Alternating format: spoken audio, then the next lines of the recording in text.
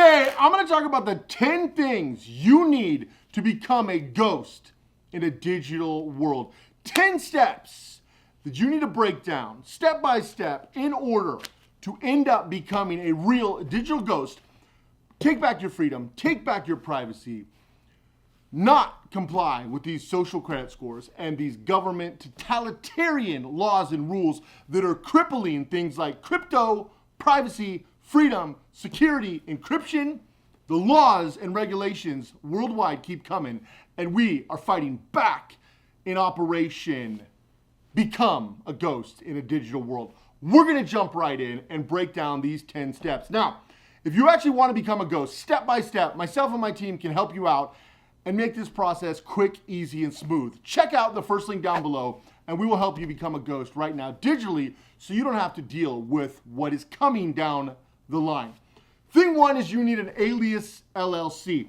A lot of ways you can get an alias LLC, but it's assuming the name of that alias. With the exception of tax reasons, this gives you a forward-facing identity, a forward-facing name. You name the LLC your alias name, and you utilize it for business purposes. This gives you a lot of anonymity and freedom. Now, depending upon where you are in the world, there's lots of different options, whether it's a domestic or foreign entity. In the United States, with my clients, we use places like Delaware for corporations, and we use places like Nevada, New Mexico, and Wyoming for LLCs, depending upon the level of anonymity, asset protection, or tax liabilities that you are looking at. Also, globally, there are offshore destinations that are incredible for this and many other features. Now, the next thing you're gonna need is an operation LLC to open up and operate as a business. Regardless if you have a job or not, operating as a business, getting the tax benefits is vital. Now, you're always gonna have to consult your own attorney and your own accountant, but there's substantially more benefits being a company because all of the worldwide laws were built around entrepreneurship, being a company, corporations above people. I hate the fact that it's a fact, but it really is. Even the United States is a corporation, unfortunately. So if you want to get the most out of life, becoming a corporation is vital. And this allows you to build a structure, not only for privacy, security, to become an actual ghost.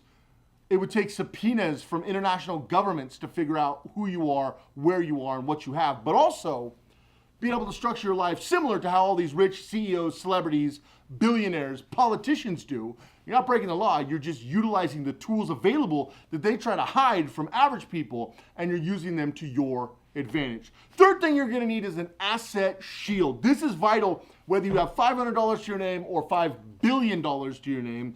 An asset shield is key. Now, depending upon your situation, the asset shield would potentially be in a different location. You're gonna wanna have it in a different location than your alias LLC. The cool thing is, the United States, 50 states, and a few territories. Each state has its own laws, rules, and regulations and can be used as a tool in your tool belt. At PrivacyX, we utilize these things for tools in the tool belt. There's also countless countries, offshore, European countries, countries at different islands, countries in Asia, countries in Africa, countries all over the world that can be utilized for the benefits and the tools.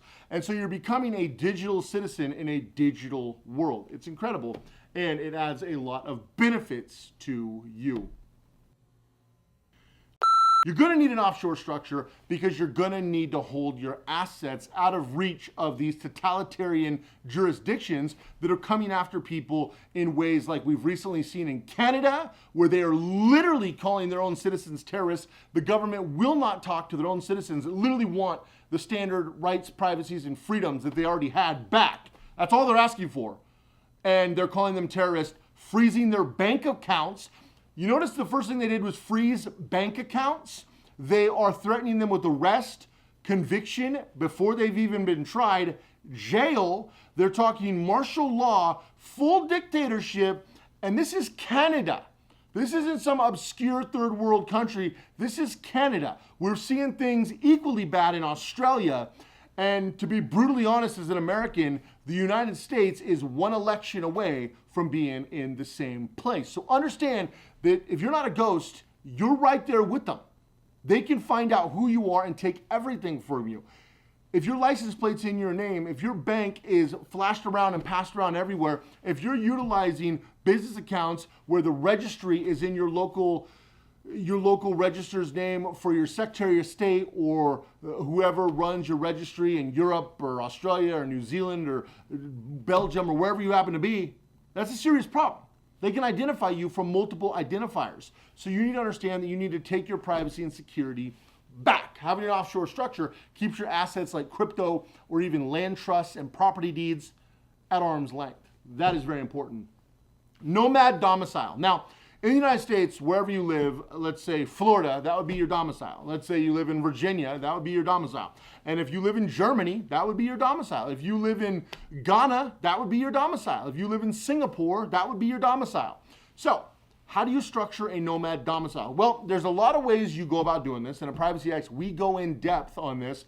But basically, for specific people, having a nomad domicile, having the ability to utilize mail drops and utilize alternate non-identifying information on documents that would otherwise identify you, such as driver's licenses, IDs, license plates, which is one of the biggest threats, and there's countless others.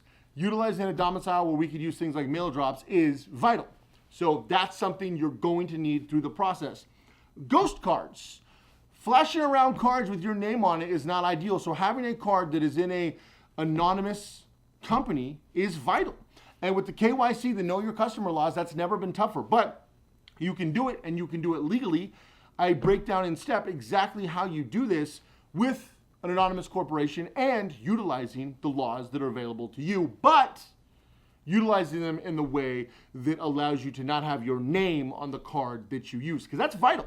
Because if your name's on the card that you use, you've kind of broken your anonymity the first thing you've done. And that goes for regular cards, but it also goes for crypto cards like crypto.com or Coinbase, or even using crypto exchanges and getting an on or off ramp in cash. I don't care if you use off the grid exchanges, or I don't care if you use exchanges like KuCoin or Gate.io or Binance. You're still going to have an on and off ramp, and that is where you need to become a ghost, because those are exploits in the crypto world. Crypto's great until you've got to turn it into fiat, and unfortunately you have to turn it into fiat for a lot of things nowadays, because you got rent coming, you got your mortgage coming, your kids need braces, you got bills to pay. Well, at that point, you've literally de-anonymized everything. And now, with the governments literally taking stock in what people own, I've been talking to clients worldwide, and governments are really cracking down on what you own, where you are, what you do, how much you have. You've got multiple countries talking about wars. Never been a better time to just be a number in a system. Next thing is mail drops. Mail drops are vital. And having a place to pick up your mail, no one should know where you live. I'll tell you right now, my own mom does not know where I live. My own mom doesn't know most things about me. Nothing against my mom. In fact, she might even watch this video. Hi, Mom! But the reality is, you need to keep your privacy and your security. Now, do you have to take it as extreme as I do? No, there's literally only my kids really know any core things about my personal life. I keep my personal life ridiculously personal. I just told you my mom doesn't know where I live. Now, you say, well, you can't see your mom? Of course, if my mom comes to Vegas, I could rent a hotel suite, we could hang out, we could have fun, she can hang out with the kids, do the whole thing. But I don't like anybody knowing where my houses are, and so I've structured myself so far off grid that I've taken it that far. Do you have to take it that far? No. Do you have to do all this disinformation? That's up to you. But the fact is, you need to fight back, because there are thousands of databases tracking you, stalking you, buying and selling your data all the time. Identity theft, stalkers, frivolous lawsuits, creditors, governments, and the list goes on. And crypto just adds a whole nother layer to the mix. So this is why people not knowing where you sleep is vital. Mail drops, both at the simplest level and the most extreme level, are always going to be an important part of the process. Next part is ghost businesses. So an income. Now, some of you have jobs that you want to keep, and that's fine. Keep your job. But if you can, earn an income in a ghost business. I own a few companies, not just Privacy X, although Privacy X has grown. My team has grown. Really appreciate all your guys' support. We are helping people worldwide, and we are putting out new content and new things to help people on a regular basis. But Privacy X is only a small part of my company. It's actually one company.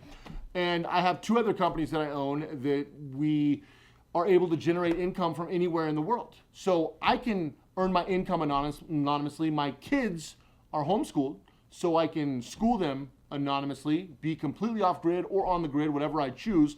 Now, if you can't go as deep as I've gone, that's okay. There's nothing wrong with that. But understand that having a ghost business is important, even if it's only a part-time hustle or a side business. I would recommend having one. Next thing is an asset trust. Having a trust, that way you're going to have a holding company, and if your holding company is owned by the trust or putting the money into the trust, literally governments can't even get your assets at that point, and then you can create distribution schedules. And so there's ways where you can structure it where literally even if a government wanted to come after you, they could not. And that is vital in the current climate, especially with crypto. And a lot of you blowing up in crypto, you need to start thinking about how you're structured. Because if your crypto is just in your name, even if it's on a cold wallet, we've seen multiple cold wallets get hacked. Now, I don't want to scare you. There's a lot of really good cold wallets. I did a tutorial and a breakdown. You can see this video here on the best cold wallets. And I recommend you check that out when you have a chance, because some cold wallets are better than others. Most cold wallets are way better than exchanges. But nothing's 100%. But keeping your assets in a place where they're controlled by you, you control everything, but you own nothing, can't be taken from you ever, and then you can structure them, and they never leave your control, and they never leave your hands, but you structure them in a way where you control everything, own nothing. It's how the richest people in the history of the world have literally always done it. And the 10th thing is dual passports. Having a dual passport, having dual citizenship, is something that a lot of my clients do. It's something that I talk a lot about because it is vital for a lot of people. It is something that I think is important. A lot of people ask me, Cody, why do you still live in the United States when there's a lot of better options for somebody like yourself who has resources? Well, I got 4 children. I'm American. I'm literally Native American, so it's about as American, half Native American. And we're from the U.S. U.S. is a beautiful place. It's got a lot of really good things going for it. It's got a lot of freedom beyond all countries. It's the freest place in the world. But we have our fair share of problems. But it's knowing where to go. Would I live in New York? No, I wouldn't wish New York on my worst nightmare. But would I live in a place like Florida? Yeah, I love Florida. Texas? Of course, I do. Right? These different places? Absolutely. There's tons. So are there better places around the world to be nomad and to be a ghost and to live an incredible lifestyle? Yeah, there are. But with 4 kids, I don't want to be a global traveler while my kids are still young. Maybe later on we'll do some video series on me traveling the world. But that's going to have to wait until down the line because of the kids. But these are the 10 things that you're going to need. Now, if you want to learn more about this, there's a video down below, first link. I break this down even more in depth, and we can help you with this process right now. Get going, and you can become an actual ghost. Appreciate you guys checking out this video. If you haven't already, make sure you subscribe. Putting out new content on privacy, security, technology, crypto, and basically everything, how to become a ghost in a digital world. Have an amazing day, and I'll see you guys in the next video.